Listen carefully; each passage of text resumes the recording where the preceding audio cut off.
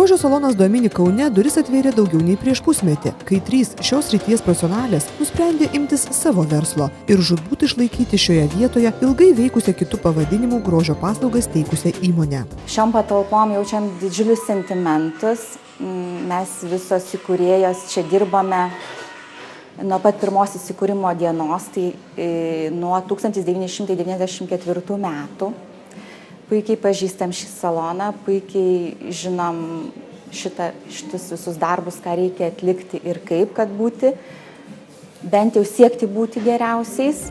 Tačiau kurti savo, kad ir nedidelį verslą, vien noro nepakanka. Pirmas uždavinys, kuris laukia Domini įkūrėjų ir savininkių, suburti stiprią darbuotojų komandą ir rasti lėšų grožio salono įrengimui. Pasidomėjusios, kaip ir kur galima būtų imti paskolą verslo pradžiai, salono savininkės pasinaudojo projektu Verslumo skatinimas, kurį vysto Lietuvos kredito unijos.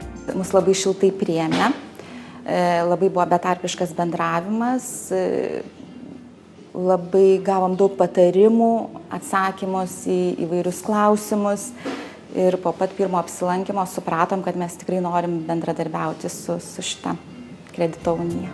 Didžioji dauguma Lietuvoje veikiančių įmonių priklauso smulkiajam ir vidutiniam verslui. Net 70% tokių įmonių samdo iki 10 darbuotojų. Tiems, kas planuoja steigti savo įmonę, patariama pasidomėti iniciatyvomis projektais, kurie padeda smulkiesiems verslininkams atsistoti ant kojų. Nuo pernai metų rugsėjo mes Lietuvoje turime tikrai patrauklę įmonės teisinę formą, ypatingai jaunimui, ypatingai šeimos verslui, tai yra mažoji bendrija.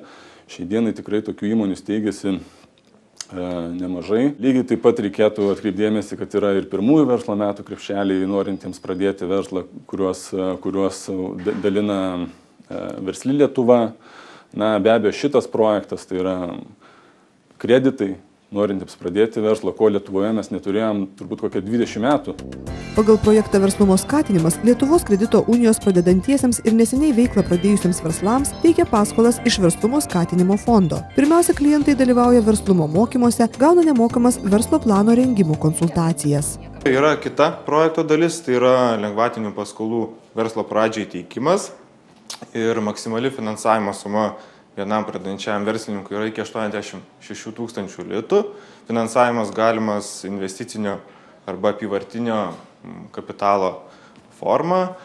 Taip pat paskolos bus teikiamos iki 2014 metų birželio 30 dienos ir yra suteikti tam tikri prioritetai paskolų gavėjams. Tai yra jaunimas iki 29 metų, bedarbiai, asmenys virš 50 metų ir panašiai.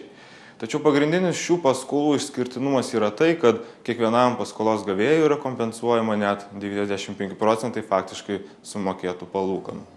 Praėjusiais metais projekto Verslumo skatinimas galimybėmis daugiausia naudojosi jauni žmonės iki 29 metų. Pagal verslo sritis aktyviai kreditai buvo teikiami viešo maitinimo įstaigoms, medienos perdirbimo įmonėms, odontologijos kabinetams. Daugiausia kreditų, kurie suteikiami 5 metų laikotarpiui, prašė Vilniaus ir Kauno regiono verslininkai.